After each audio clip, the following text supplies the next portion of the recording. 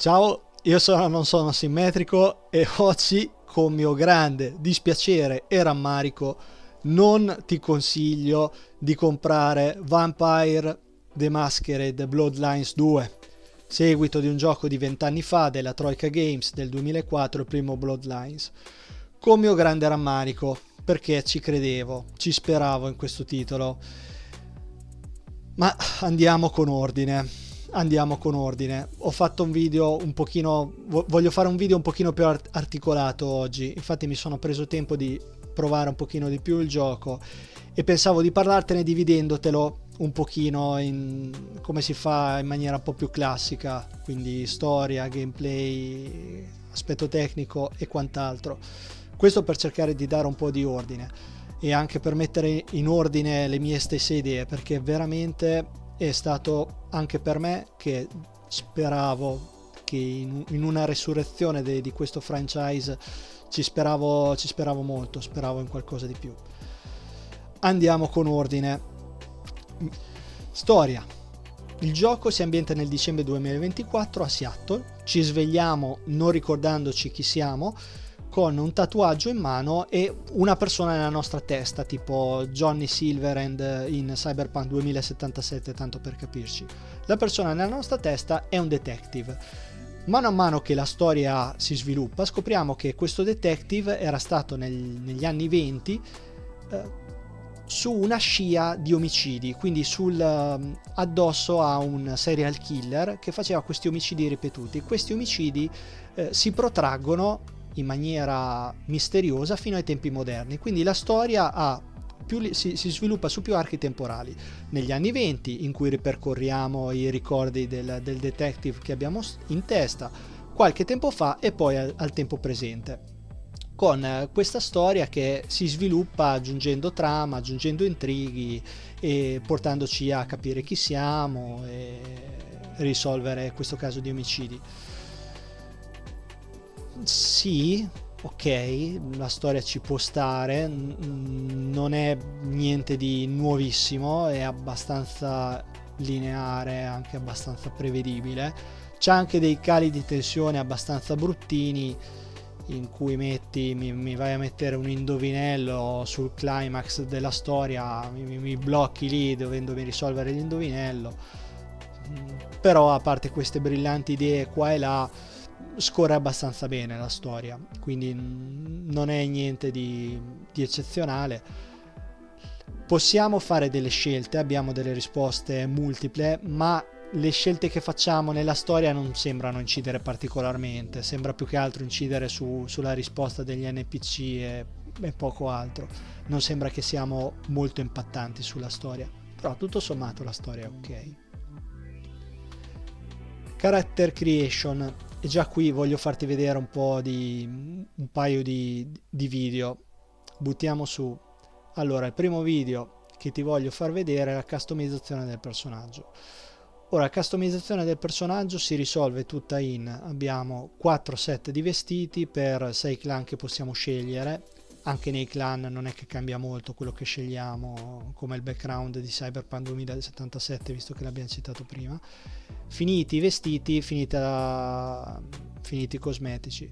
Il resto della customizzazione sono letteralmente 5 tipi di capelli colorati in modo diverso, delle facce diverse con gli occhialini da Matrix e qualche piercing in faccia, nelle orecchie e con i colori degli occhi. Fine. Cioè, questa è tutta la customizzazione. Mi sembra un pochino povera, francamente.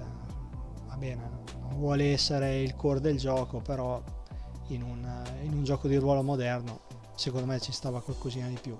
Legata alla customizzazione ti faccio vedere anche l'albero delle abilità, con cui poi mi collego al gameplay. L'albero delle abilità è super lineare, anche qui faccio veloce perché non voglio farti troppi spoiler, però praticamente in base al clan abbiamo 5 abilità in fila che scegli, fine. E ci sta anche un discorso qui molto veloce sul power level, cioè arriviamo subito a diventare fortissimi nel gioco, il che significa che non hai voglia di sbloccare anche le altre abilità perché già usi sempre quelle questo è un discorso che poi magari riprendo fra un attimo. Essendo che il combat è molto ripetitivo, cioè, usi sempre quelle 5 abilità fondamentalmente. Sì, puoi usarle altre, ma alla fine poca roba anche qui. Tutto lineare e non ti senti, diciamo, il gioco diventa più difficile e quindi voglio prendere nuove abilità perché voglio fare cose diverse. Non c'è questa necessità, anche perché le side quest sono praticamente inesistenti, cioè fuori della trama principale non ci sono. Le side quest, non c'è una side quest delle side quest vere e proprie che ti sviluppano, ti arricchiscono la trama principale. Ci sono delle fetch quest, ovvero delle quest da portantino, cioè gli NPC ci ingaggiano per andare da un punto A a un punto B e talvolta ritorno. Basta, fine. Queste sono fetch quest, non sono side quest. E anche qui è poco, vuotino. Il mondo, l'ambientazione non è male, non è malaccio. Qui ti faccio vedere anche qui un paio di video, uno sull'ambiente, questo è proprio appena ti svegli, quindi non spoilerò niente, però giusto per darti un'idea. Già potremo imbastire qualche discorso tecnico che inizia a vedersi già da subito qualche limite, però tutto sommato l'ambientazione è abbastanza gradevole, molto dark come ci si aspetta, in accordo con la lore. Particolarmente fatti bene sono i dungeon della quest principale, non sono male, anche se sono estremamente lineari, non sono malaccio. Un altro video che ti faccio vedere è questo, e poi parliamo, legato a questo purtroppo parliamo del tecnico. Qui usciamo da un hotel, 1, 2, 3 secondi, scattone. Poi dopo sì, fuori è bella questa Seattle con la neve, non è male. E buona parte del gameplay è l'uomo ragno rivisto. In pratica, invece di usare le ragnatele, facciamo del parkour in questa Seattle, che non è male, perdendoci frame su frame anche in questo caso ovunque. Saltiamo da un tetto all'altro, sempre frame permettendo, anche saltiamo da un frame all'altro. Sui tetti ci aspettano qualche nemico. Tutto sommato non è male questo saltellare, questo sentirsi un po' supereroi planando da un tetto all'altro. I problemi al gameplay arrivano sul combat system, che adesso stoppo il video, ma già si intravede qualche problema. Cioè l'intelligenza artificiale, questi qui i nemici si mettono in fila, ti aspettano in fila e poi scendono uno alla volta, e se te ti metti a correre in tondo, una volta l'ho fatto, parte tipo la canzoncina di Benny Hill, e te che corri e tutti i nemici che ti corrono dietro.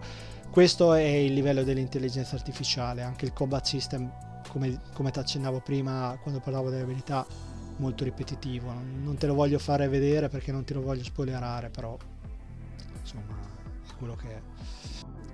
Sulla parte tecnica adesso bisogna un attimino parlare, perché ti voglio far vedere qualche video, perché bene o male, cioè, se comunque filava tutto liscio, ok, non era un titolone, però vabbè dai, ce lo giochiamo, è 20 anni che aspettiamo.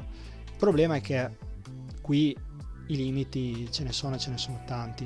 Prima ti ho fatto vedere già 3 secondi ogni volta che apri la porta, e vediamo anche qualcosa, tipo iniziamo da qualche bellissimo glitch grafico. Sì, niente di male, però ecco qui già la grata inizia a sbarellare, e vabbè, anche qui dai, una grata,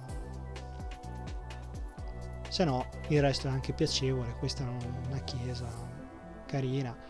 Poi legato a questo vedi la chiesa carina, e poi andiamo direttamente in Half-Life 1, no?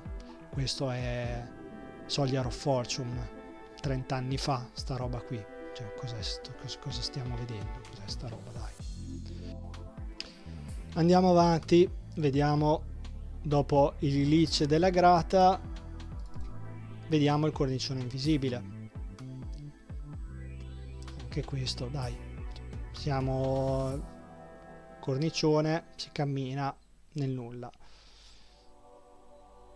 E vabbè, dai, anche qui te dici non succede, succede molto spesso, un cornicione sì e l'altro pure. E vabbè, e anche qui ok, andiamo avanti. Abbiamo un bel clipping, anche qui guarda come si salta, bel clipping dentro fuori, anche qui mi ricorda molto Cyberpunk 2077 dei tempi d'oro. Va bene, andiamo avanti. Ancora, vediamone un altro. Incastrato nel cartellone è il titolo di questa clip. Anche qui siamo dietro un cartellone, dentro fuori, cioè, girando per i tetti, è normale che ci caschi tra un cartellone e una cosa, non esci, ci esci, non si capisce, lo attraversi, lo compenetri. Vabbè.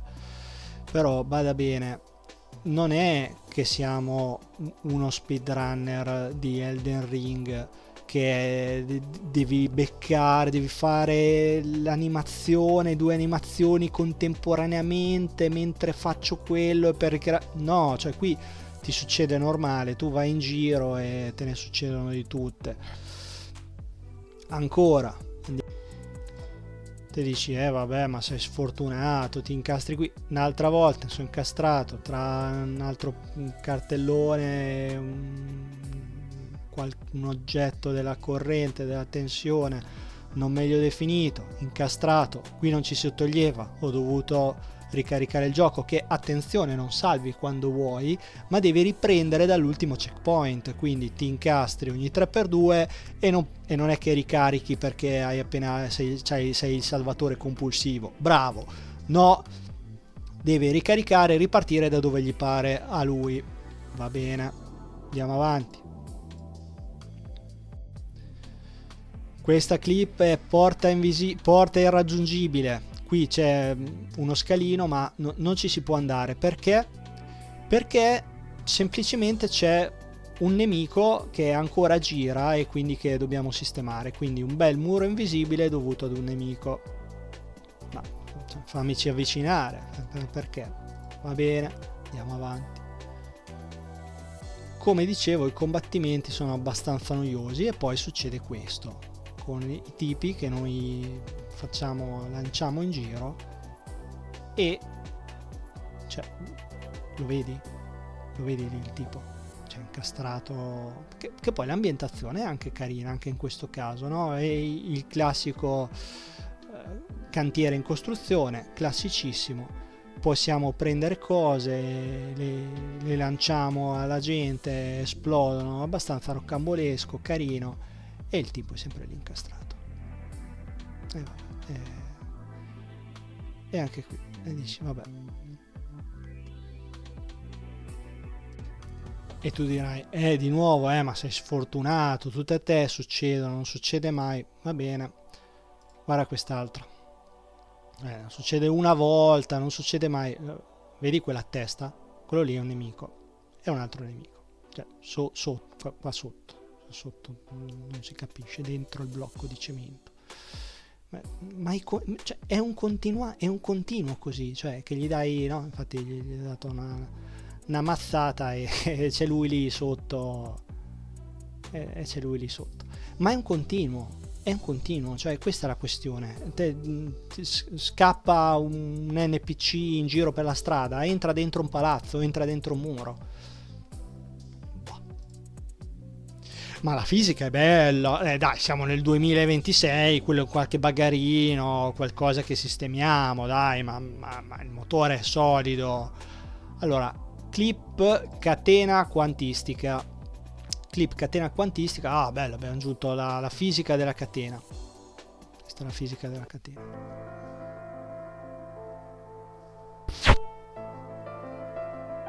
(2026)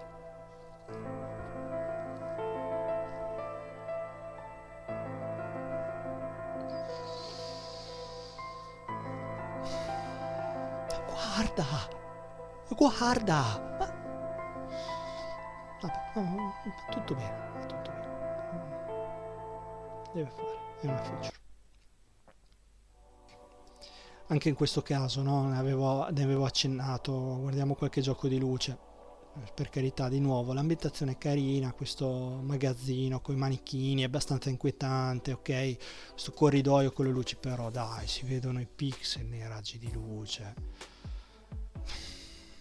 Vogliamo fare, chiama la mini PC, chiama la console di Steam, c'ha 8 giga di VRAM, cosa ci vogliamo far girare, dai? Adesso non è che uno deve avere il computer della NASA tutte le volte, qui c'avevo le statistiche anche alte, ma che gioco di luce è, dai, non va bene giù. Per quanto riguarda poi gli NPC, sei anche poco furbo, perché ci hai messo 4 NPC in croce.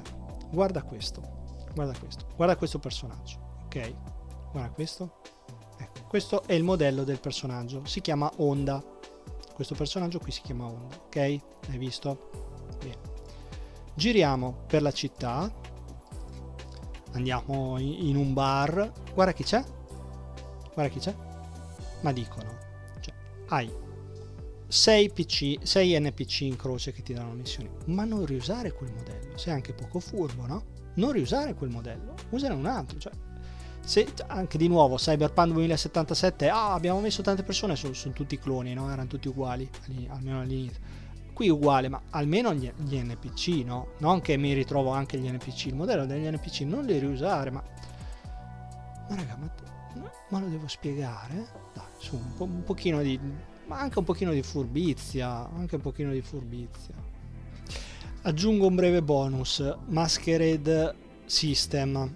È questa logica, prima in qualche video lo vedevi, c'è questo occhio che ti dice se ci vedono o no, e questa maschera che si può rompere. In teoria si chiama Vampire the Masquerade, dovrebbe essere una parte principale del gioco questa meccanica. Di fatto le punizioni di questa meccanica o sono completamente trascurabili o è game over. Non c'è una via di mezzo, o non hai conseguenze degne di questo significato, oppure quello che fai game over istantaneo e devi ricaricare non dove vuoi te ma dall'ultimo checkpoint. Anche qui occasione mancata.